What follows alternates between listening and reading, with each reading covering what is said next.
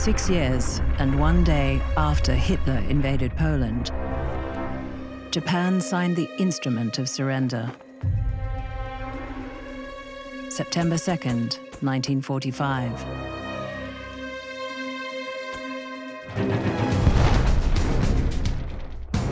No one will ever know how many died.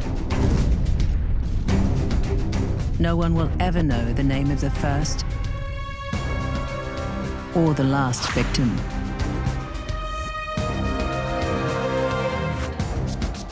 But they are the story of the Second World War. Not the tanks that could not move, or the planes that could not fly, or the ships that could not sail without them. War is about people, in uniform or not. People in cities, villages, jungles. Strangers as allies.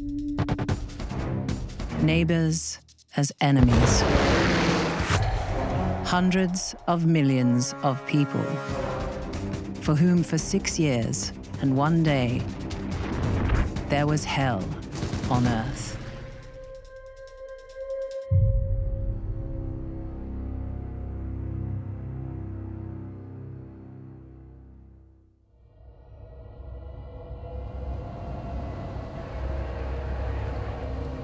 Two great empires have been created in just months.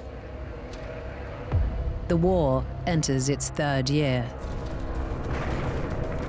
There are battlefields in Eastern Europe, in North Africa, and in the Asia-Pacific. Before the year is out, hammer blows will transform the complexion of the war in each of those theaters. Advance will become retreat, and the lives of scores of millions of people will be defined by violence.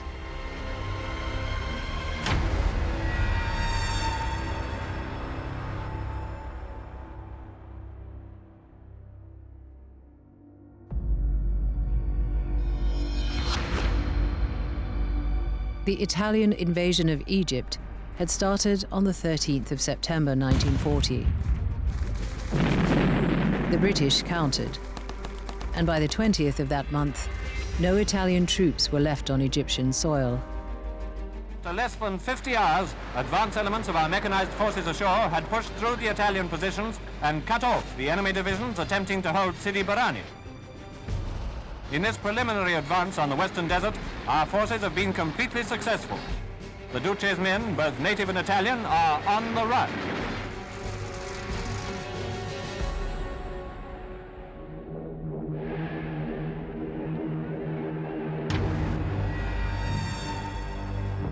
At the beginning of January 1941, Hitler announced plans to support Italy, and on the 6th of February, he appointed General Erwin Rommel to command the German Libya contingent, which became the Deutsche Afrika Korps. The leadership qualities of Rommel have always been a subject of great debate and also great myth. On February 24th, British and German troops clashed in Libya for the first time.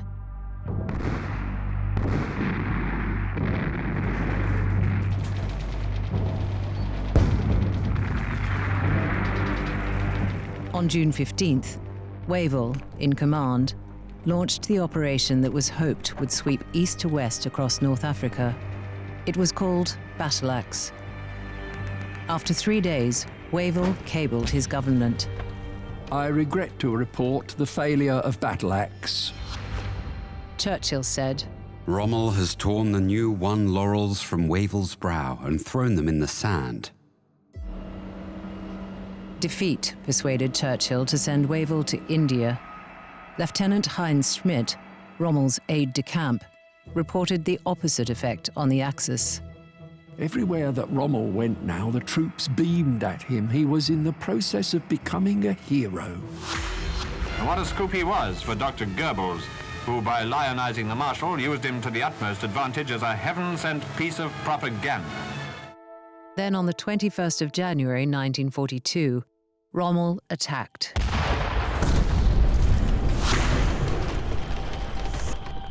He had 3 German and 7 Italian divisions.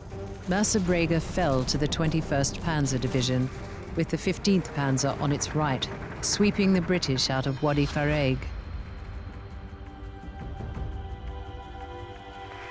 Place names often, as Cliff Everton recalled, without associated places.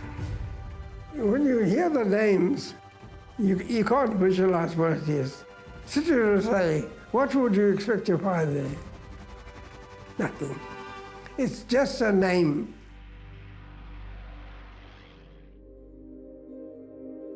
Rommel pushed northeast of the Gazala line, opening the Battle of the Cauldron at the end of the month. Brigadier Claude Valentin was an early casualty. I spotted 2 tanks about 1,500 yards ahead. We pulled up and a quick look through glasses made me suspicious of their silhouette. More than ever, as 2 gun flashes from them were followed by a shell arriving about 20 yards away. I halted to collect my thoughts. While doing so, I got Cutler to lug out my bottle of whiskey and we all had a small tot. Valentin was taken prisoner on June 10th. By the 18th, Rommel had isolated Tobruk. Rommel wants Tobruk because he wants to be able to bring up his supplies by sea, and it will make his push towards the Egyptian border much easier.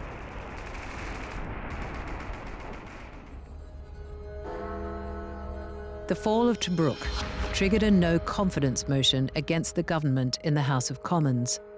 The member for Kidderminster moved That this House, while paying tribute to the heroism and endurance of the armed forces of the Crown, has no confidence in the central direction of the war.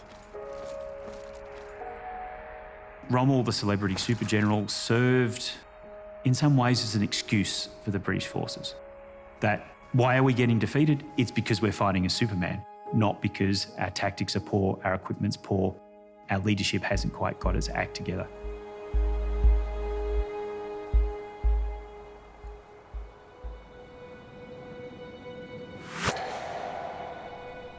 On July 1st, Rommel resumed his offensive and continued attacking through to the end of the month. A staff officer, Friedrich von Mellenthin, wrote, On paper, we seem to have won the Crusader battle, but the price paid was too heavy. The Panzergruppe had been worn down, and it soon became clear that only one course remained, a general retreat from Cyrenaica. The theater of war grows large, with many players and perhaps many acts before the tragedy's finale.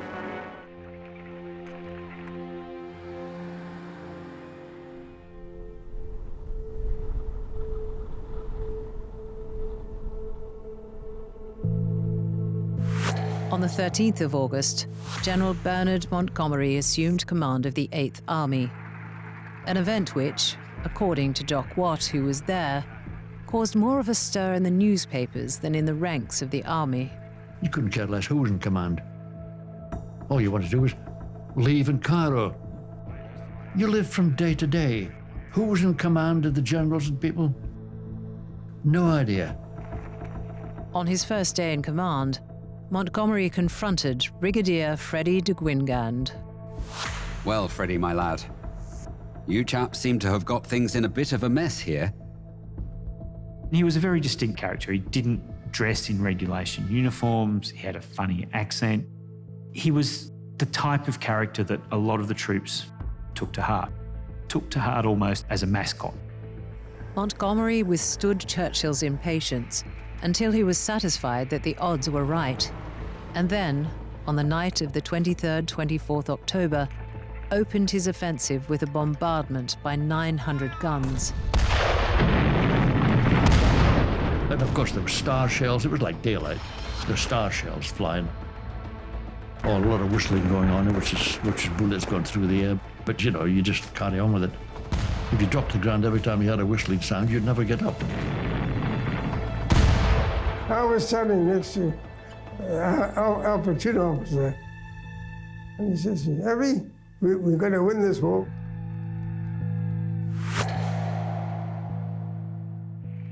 Private Percy Gratwick had worked around Western Australia as a gold prospector.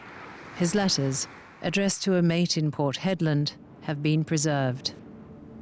Well, old bean, here I am at last.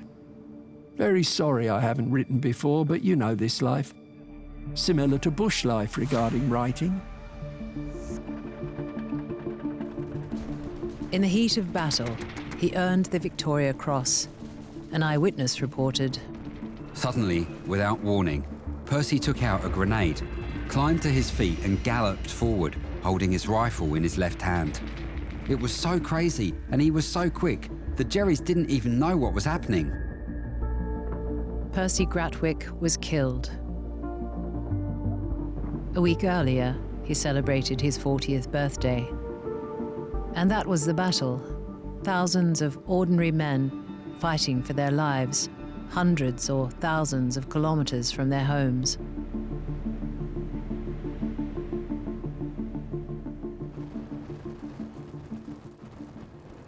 On October 29th, Rommel wrote to his wife, I haven't much hope left. It is obvious that from now on the British will destroy us bit by bit. In terms of the mythology, the great Rommel myth, most of that, bizarrely enough, came from the British side of admiring somebody who beat them continually, particularly in the desert. But the view from the German side was that Rommel was a thoroughly overrated commander and leader, careless of his men's lives, very bad with logistics. The breakthrough began in the middle of the night of the 1st of November. Success was consolidated the next day, when the 4th Indian and the 51st Highland were sent in against Kidney Hill.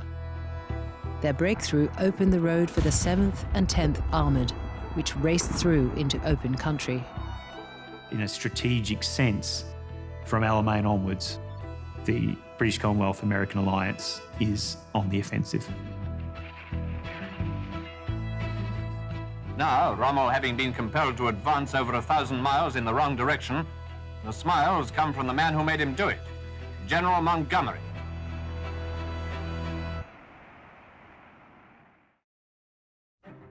On the 3rd of November, Rommel received a message from Hitler.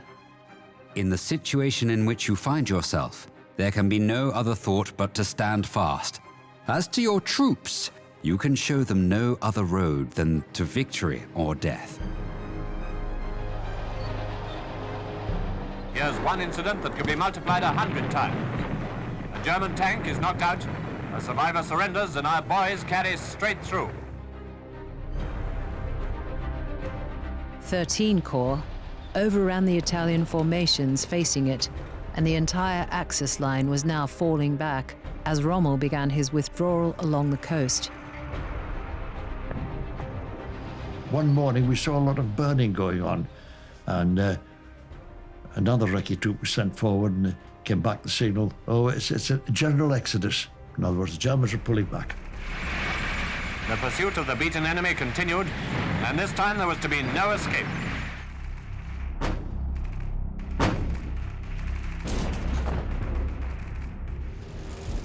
By escaping, if only to be pursued all along the North African littoral, Rommel had avoided the total defeat for which Montgomery hoped. But by any assessment, he had suffered a decisive loss, and the Allies, for the first time in the war, could celebrate. This, according to Churchill, who ordered that church bells be rung, was not the beginning of the end, but the end of the beginning. Montgomery's army was going west to link up with the Americans.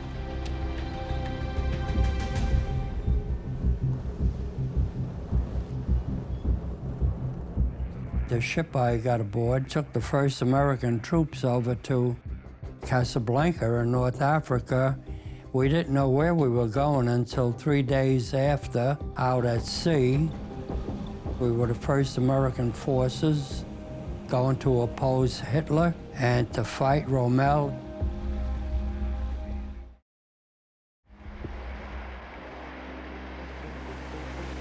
On the 8th of November, the torch landings took place.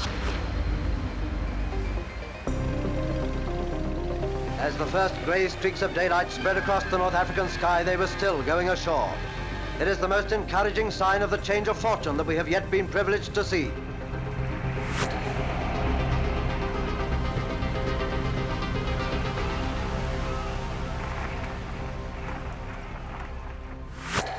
General Fredendall, a controversial commander who never visited the front, pulled his force back to the Kasserine Pass. Rommel assaulted the new position on the 19th, smashing into the Allied lines and compelling US troops to withdraw. The tank in the background has stalled. Its crew is still using the machine gun. A soldier admitted, We just lost our heads. the truth was, as RAF Corporal Peter Baxter wrote in his diary, The Americans merely lack training in battle conditions, and maybe aren't too sure what they're supposed to be fighting the Germans for. The American response was to make changes, including the immediate removal of Fredendall. Command of 2 Corps passed to Lieutenant General George S. Patton. Allied forces reoccupied the Kasserine Pass on February 25th. The entry of the USA and events in North Africa, and even more on the Eastern Front, were of great significance. The war had changed. As for events in Asia, that was simply a different war.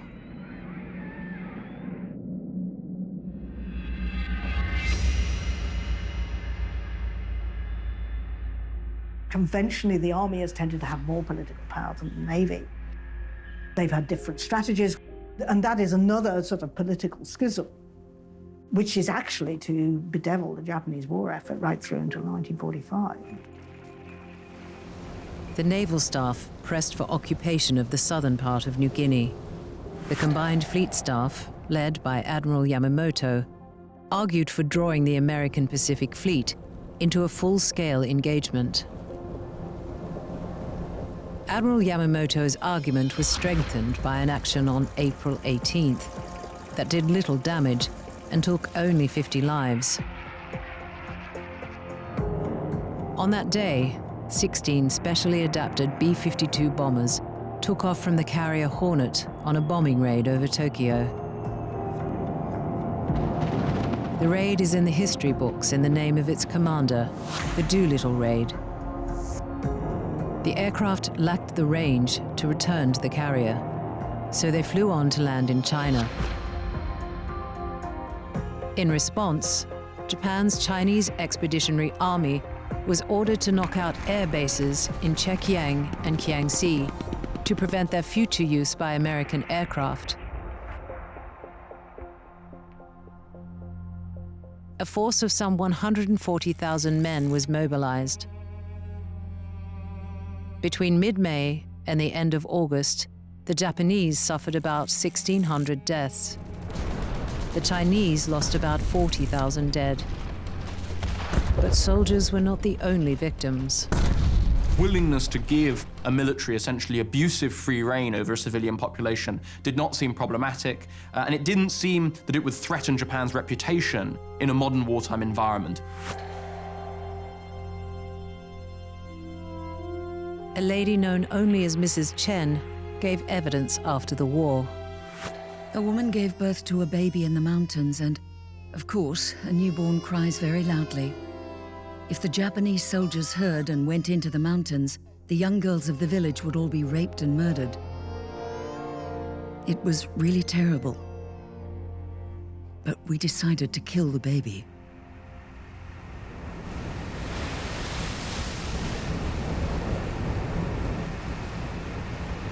The factional clash that was dividing the High Command in Tokyo was resolved with a fatal face-saving compromise. Both strategies would be adopted. On May the 4th, the Battle of the Coral Sea was initiated when Yorktown launched airstrikes against an invasion fleet bound for Port Moresby, the key to New Guinea and the preferred naval staff strategy. The Japanese had been victorious in every engagement up until that time. nothing had been able to stop them. They were, in effect, being treated as somewhat invincible by Allied troops who had developed the myth that the Japanese couldn't be stopped. Around 8 in the morning of May 8th, the carrier forces located each other. For the first time, those serving aboard ships in a naval action never saw their opponents. The thing to bear in mind about the Battle of the Coral Sea was that both admirals were faced with often the requirement to make a split-second decision about when to launch a carrier strike package, in which direction, and so on, really on the base of incomplete information.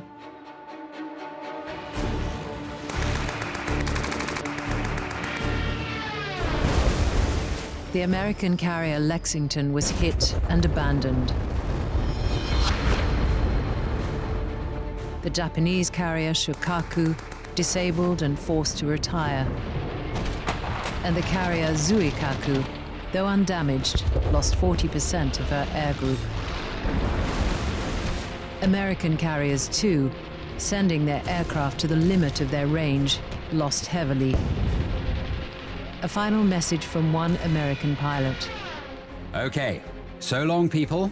Remember, we got a 1,000-pound hit on the flat top.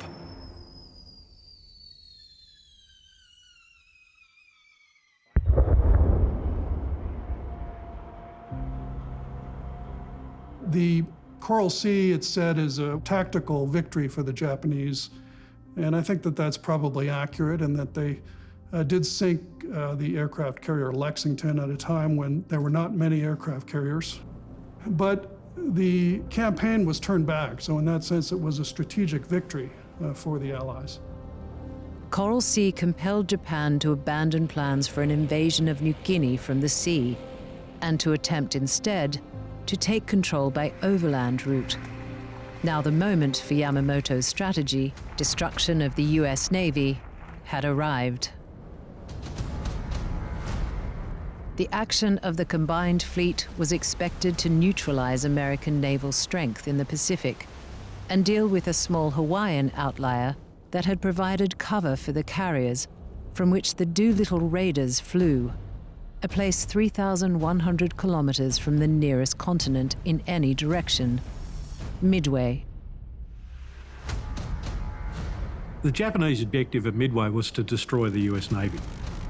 The plan was to entice the US Navy into a trap and destroy it.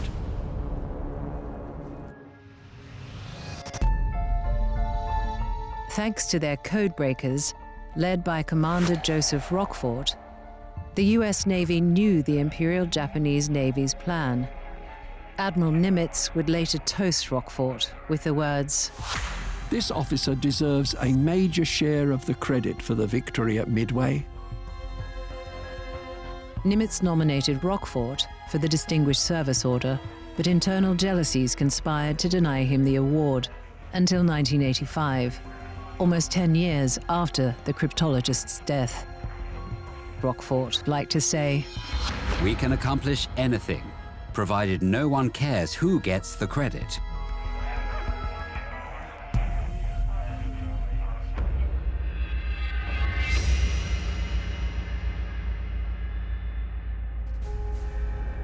The Battle of Midway opened on June 4th, when aircraft from Admiral Nagumo's 1st Striking Force attacked aircraft and installations on Midway itself.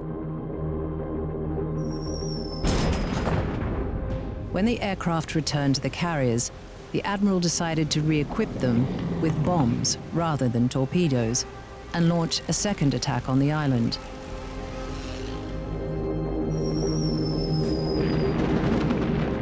The carriers were dispersed. Their fighter cover was operating at low altitude, and flight decks were crowded with rearming and refueling aircraft. At 10:20, Admiral Nagumo gave the order to launch when ready. Within 5 minutes, they would launch, and the Admiral would stand on the brink of a great victory. But they were, instead, 5 minutes that decisively changed the course of the battle and the war. In 5 minutes, Commander Wade McCluskey of the USS Enterprise's Bombing 6 Squadron led his 37 Dauntless dive bombers in from 14,500 feet in a 70-degree dive at 280 knots. The carrier Alongi was the first hit, then Kanga, last Sorgu, when Yorktown's dive bombers joined the assault. The Japanese lost 4 of their first-line aircraft carriers, probably 4 of their 6 best, with all of their planes. And given the size of the Japanese economy, they were not able to replace those losses.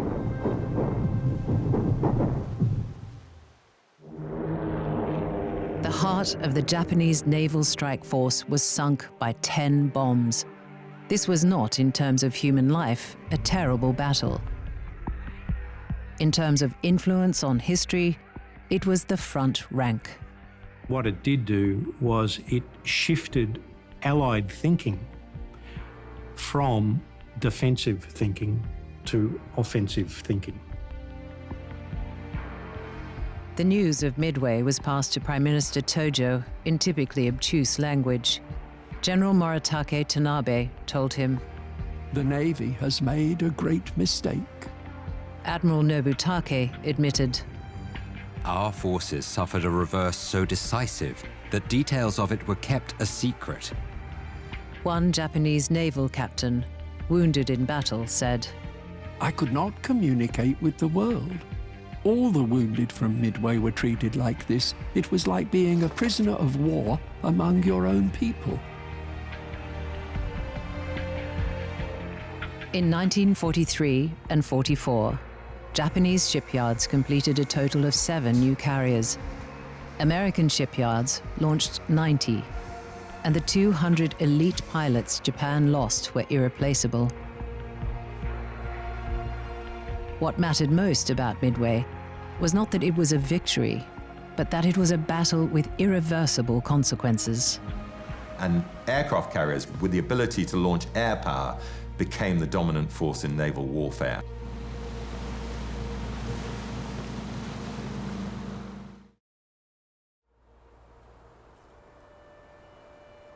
The empire that Japan had so rapidly expanded was vast.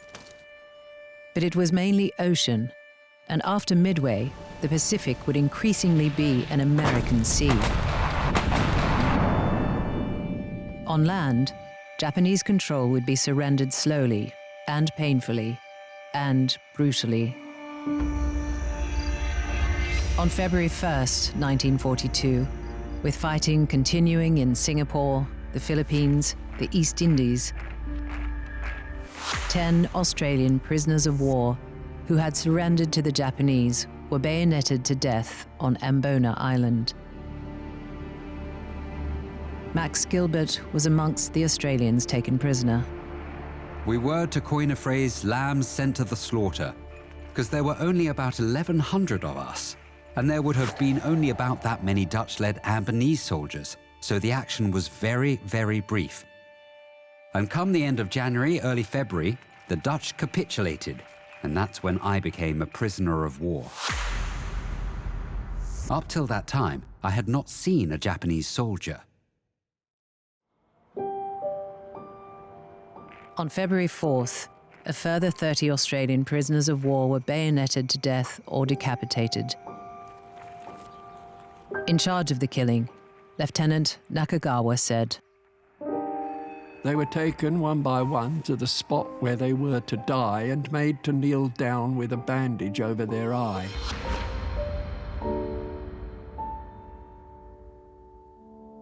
Men stepped out of the ranks one by one as his turn came to behead a prisoner with a sword or stab him through the breast with a bayonet." The next day, a further 30 Australian and Dutch prisoners of war were similarly killed. It went on and on. General Thomas Blamey, commanding Australian troops, was a World War I veteran. He said, "Fighting Japs is not like fighting normal human beings. We are not dealing with humans as we know them." Every history of the Second World War catalogues such cruelties. This was a war in which non-combatant deaths far outnumbered those who fought in uniform, victims of violence away from any battlefield.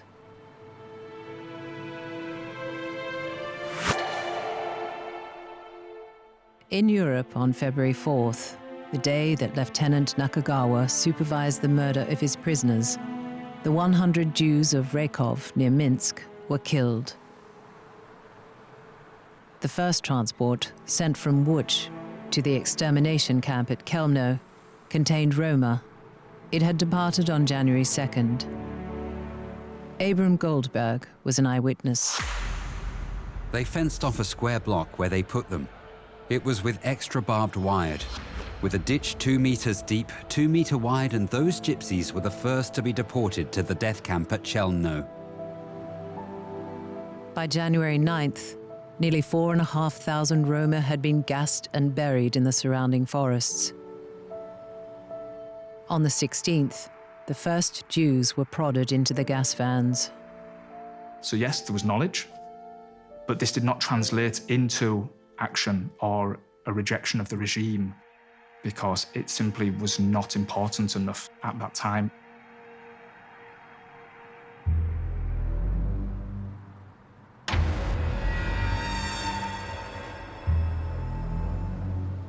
On January 20th, experts met to formulate a plan for solving the problem of what the meeting calculated to be Europe's 11 million Jews. Held in the leafy Berlin suburb of Wannsee, just over half of those in attendance had doctorates. Adolf Eichmann, one of the main organizers of the mundane logistics of genocide, said, "The talk was of killing, elimination, and annihilation." In mid-March 1942, almost 3/4 of those who perished in the Holocaust were still alive. 11 months later, the same proportion were dead. Abraham Lewin wrote in his Warsaw Ghetto diary, "The turmoil and terror is appalling. Mothers lose their children. A week-old woman is carried. The rabbi from 17 Zielna Street has been seized. Children walking in the street are seized." The reasonable question that everybody can ask is, how is it possible that these people, Germans of moral character, could carry out hideous crimes without seeing? Can't you just see that they're people? Can't you see the tears in their eyes?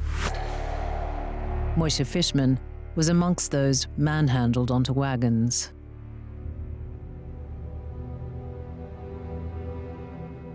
We had to line up in queues. I was pushed to one side. The sisters, maybe because they were holding on to dead. Who wouldn't?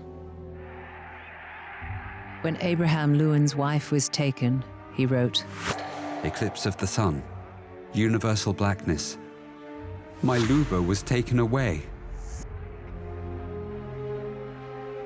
We can't even estimate closely to how many people actually survive in Poland. But what's very important to say is that those who survive with the hope of Poles.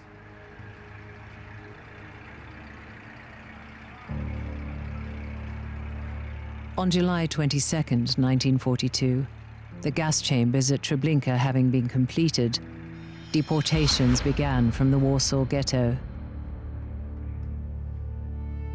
They were shooting into the crowd, to hurry them out.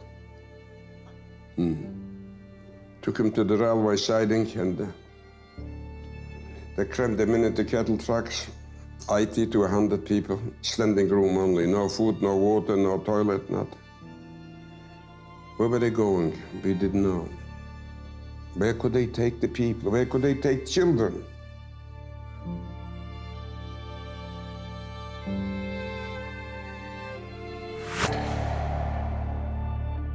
Using this rail network, which they ran with enormous efficiency, they transported Jews from every corner of Europe, and they ran those lines to the network of death camps that they operated.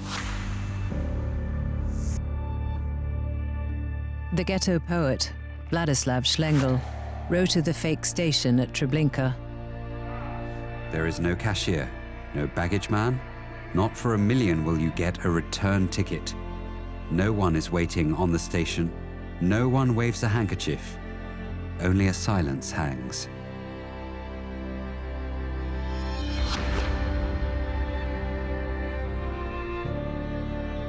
I think there really is a lot of evidence, but someone who does not want to be convinced, you can't convince him. If he believes in alternate facts, then how to convince him?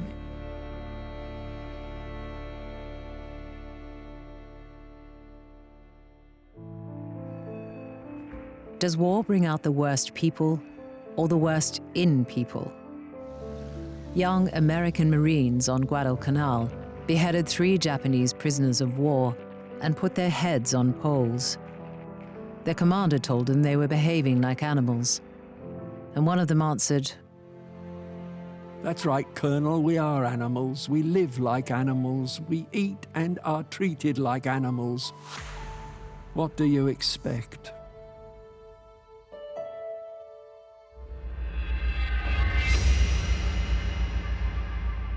An archipelago of almost 1,000 islands, the Solomon Islands is critically positioned off the eastern cape of Australia. The Japanese called the main island Guadalcanal. The Americans called it Cactus. It was Guadalcanal. Guadalcanal was the first true Japanese disaster of the war. If the Japanese had really been paying attention, if their commanders had really been thinking strategically, they would have garrisoned Guadalcanal effectively before the Americans got there. Japanese troops landed in April 1942 as part of their sweep through the Western Pacific. On July 5th, intelligence was received that ensured Cactus a place in the story of the war, and particularly in the history of the US Marine Corps. The Japanese were observed to be building an air base. And from that airfield, they based aircraft which could range over all of the Solomon Islands and further south, over the Coral Sea.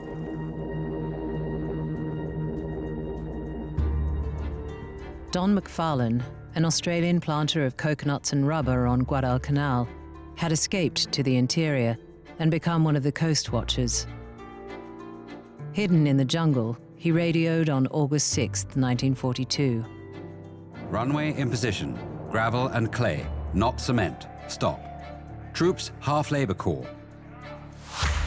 Admiral William Halsey of the U.S. Navy paid the highest praise to the Coast Watchers. He said that the Coast Watchers saved Guadalcanal, and Guadalcanal saved the South Pacific. Through rough, almost uncharted waters, cruisers and destroyers of the Pacific Fleet blast the way for the invasion force of the United States Marines.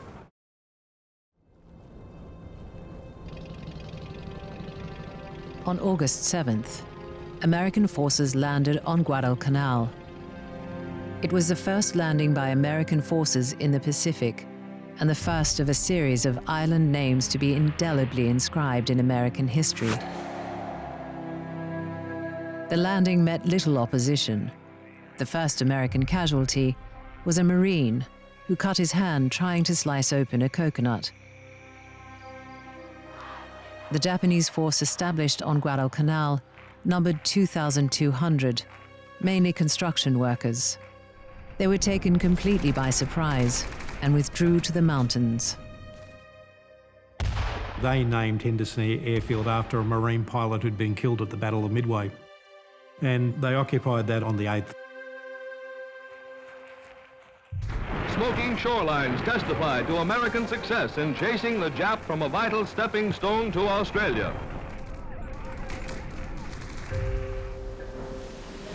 The night after the initial landing, a Japanese naval task force of 7 cruisers and a destroyer caught an Allied force steaming through the 15-kilometer-wide channel between Guadalcanal and Savo Island,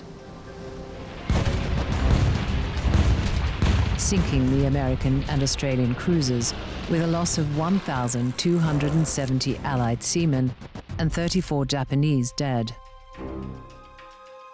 Following the Battle of Savo Island, the US Navy withdrew, leaving the Marines on Guadalcanal without support.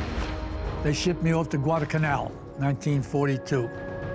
Then they shipped me to another island, Rendova. We hit that island July the 2nd, and my captain says, we're gonna be in for a nice July 4th vacation. He set up 4 guns. And sure as shooting, the Japs try to take back the island.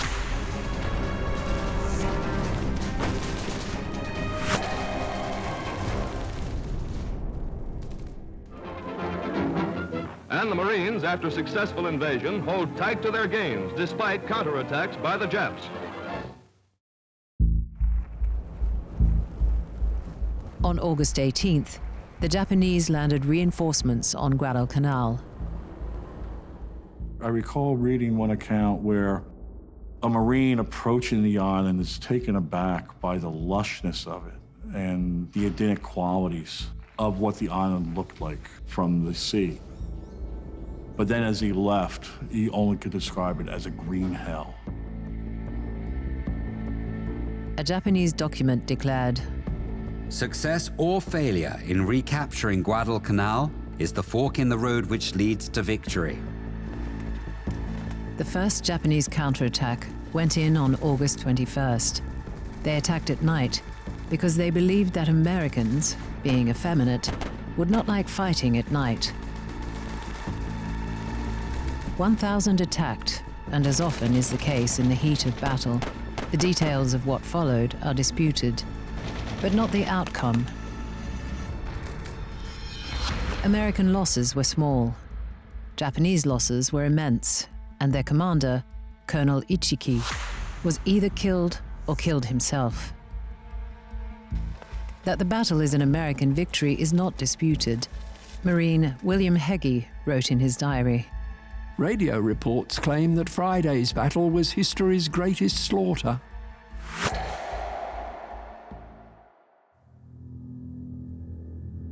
One of the songs sung by the Japanese army as it went to war had this verse. Across the sea, corpses in the water. Across the mountain, corpses heaped upon the field. I shall die only for the Emperor. I shall never look back.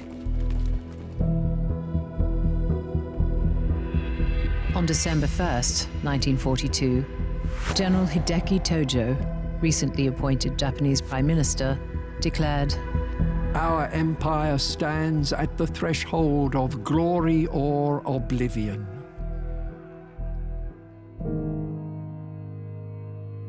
The battle for Guadalcanal continued until the final Japanese evacuation at the beginning of February. By that time, 1,600 Americans had been killed, and as many as 32,000 Japanese lost to military action or disease. 75% of the Japanese losses were to non-battle casualties.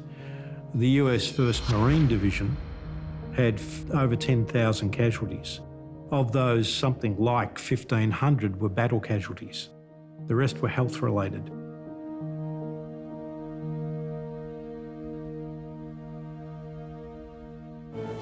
No one could guess how long, how bitter and bloody was the road that yet lay before them. The road to Tokyo.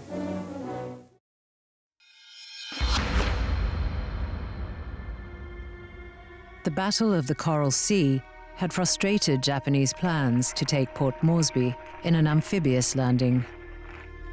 Port Moresby is important because the Japanese want it so that they can cement their southern defensive arc and also use that position to then harass the northern Australian cities and try and sever the link between Australia and the US. The alternative to an amphibious landing was to cross the Owen-Stanley Range and fall on the New Guinea capital from the rear. The terrain itself is key, and in many ways it's what defines the Fighting Kokoda, the formidable Owen-Stanley Range. The terrain was simply described by an Australian officer. Ridge after ridge, Ridge after ridge, heartbreaking.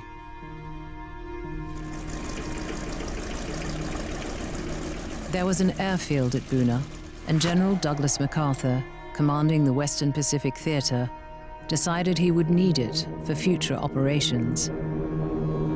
In July, a small Australian force was sent from Moresby to trek overland to Buna, along a track that took its name from a small village around the halfway point, Kokoda.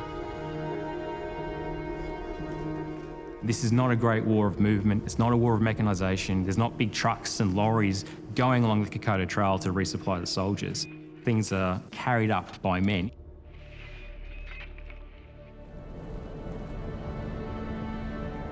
A Japanese force of 2,000 under Colonel Yosuke Yokoyama had landed at Gona on July 21st and was trekking towards the unsuspecting and heavily outnumbered Australians.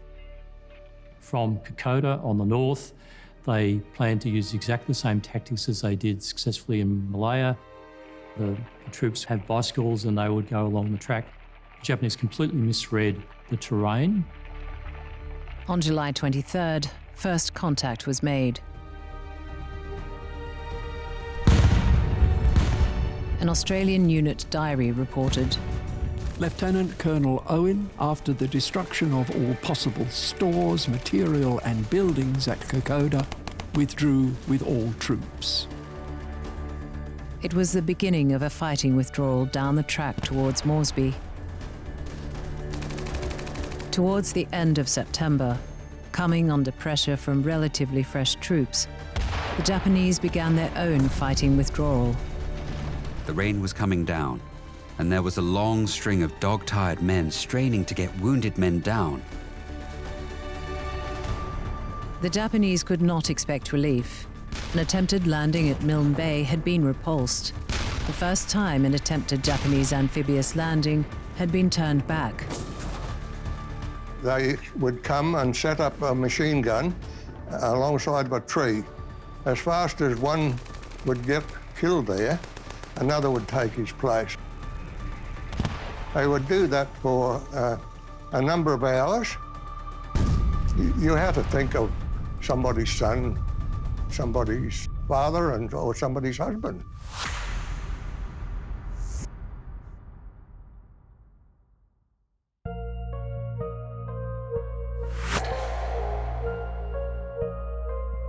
On January 2nd, 1943, Buna fell to the Allies. There are tired men here in these heroes of Buna. They've seen death, yet still smile. But they know against the Jap, we have not yet begun.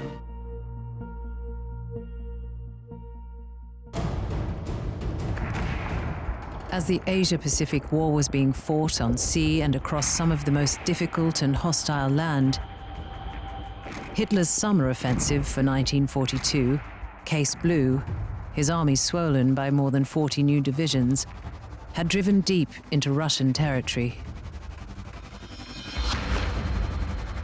In 1942, as the weather improves, as the roads dry out, as the steppe is firm, the Germans embark on a massive offensive. The story of Eastern Europe during the months of Midway, of Guadalcanal and Kokoda, is the story of a smashing German offensive that comes unstuck and finally turns the tide of the war.